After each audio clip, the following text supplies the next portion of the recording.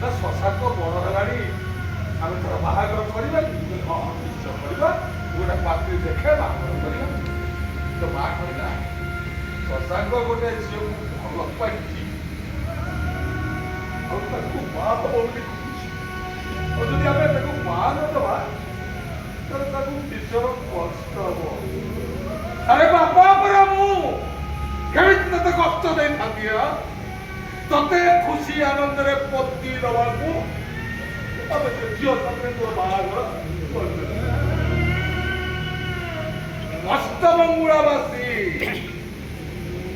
ଅଷ୍ଟମଙ୍ଗୁଳାବାସୀ ତୋ ମା ଆସିକିରି ପୁଣି ମୋ ପାଖରେ ପହଞ୍ଚିଗଲା। ମୁଁ ଜାଣିଲି ସେ କିଛି କହିବ। ମୁଁ କହିଲି କଣ କିଛି କହିବ ନା ହଁ ଶଶାଙ୍କ ଏକା ଥିଲା କଲିକତାରେ ହାତରେ ରନ୍ଧାବଢ଼ା କରି ଖାଉଥିଲା ଆଉ ଏବେ ବାହାଘର ପରେ କଣ ସେଇଟା ସଫା ଦିଶିବ ତେଣୁ ବୋଉକୁ ତା ସାଥିରେ ଯିବାକୁ ମୁଁ ଭାବିଲି ହଁ ମୋର ବି ଏମିତି ବୋଉ ପରସା ଖାଇଦେବେ କେତେ ଇଚ୍ଛା କଣ ଭାଇ ମୋର ତ ମୋ ସ୍ତ୍ରୀ ଅଛି ମୁଁ କହିଲି ହଉ ବୋଉକୁ ଯିବାକୁ ଦିଅ। ସେଇ ଯେ ବୋହୁ ଗଲା ଏ ପର୍ଯ୍ୟନ୍ତ ତା ପାଦ ଏଠି ପଡ଼ିଲାନି। କୀର୍ତ୍ତି ଯେତେବେଳେ ଗର୍ଭରେ ରହିଲା ମୁଁ କହିଲି ଶଶାଙ୍କ ବୋହୁକୁ ଏଇଠି ଭୁବନେଶ୍ୱର ପଠେଇଦେ ତୋ ମା ଅଛି ବୋଉର ଦେଖାଶୁଣା କରିବ ଏଇଠି ଡେଲିଭରି କରିବା ତୁ କଣ କରିବା କହିଲୁ କଣ ନା କଲିକତାର ବାପା ଭଲ ଡାକ୍ତର ଅଛନ୍ତି ଆମେ ଏଇଠି ଡେଲିଭରି କରିବା କହିଲେ ବୁଝିବା କୀର୍ତ୍ତି ଜନ୍ମ ହବାର 4 ମାସ ପୂର୍ବରୁ ବୋହୁର ସେବା ଲୋଡ଼ା କରିବା ପାଇଁ ତୋ ମା ଲୁଗାପଟା ଧରି କଲିକତା ଗଲା। କୀର୍ତ୍ତି ଜନ୍ମ ହବା ପରେ 1.5 ବର୍ଷ ପର୍ଯ୍ୟନ୍ତ କୀର୍ତ୍ତିର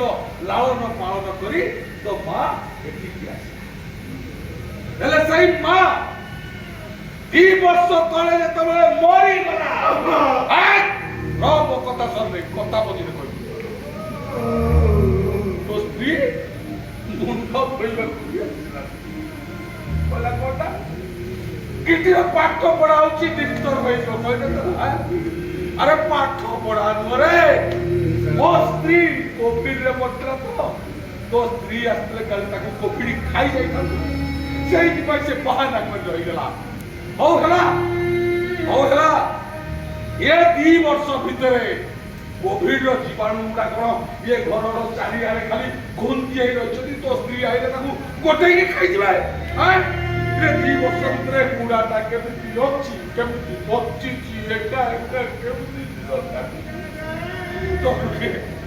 ତରୁଟେ ଦେଖିଲ ତ ମନ କହିଲାନି ରେ ଆଉ ଯେତେବେଳେ ମୁଁ ମରିଯିବି ବାବା ଏ ସମ୍ପତ୍ତି ଏ ଘର ଦ୍ୱାରା ସବୁ ଦଖଲ କରିବାକୁ ଆସିବନି କି ନାହିଁ ଆରେ ଯେ ଧନ ସମ୍ପତ୍ତିରେ ତମର ଲୋଭ ଯିଏ କରିଥିଲା ତା ଉପରେ ତମର ଲୋଭ ନାହିଁ ରେ କେମିତି ସ୍ୱାର୍ଥପର ତମେ କହିଲା କଟା କର୍ତ୍ତବ୍ୟ କରୁଛି କର୍ତ୍ତବ୍ୟ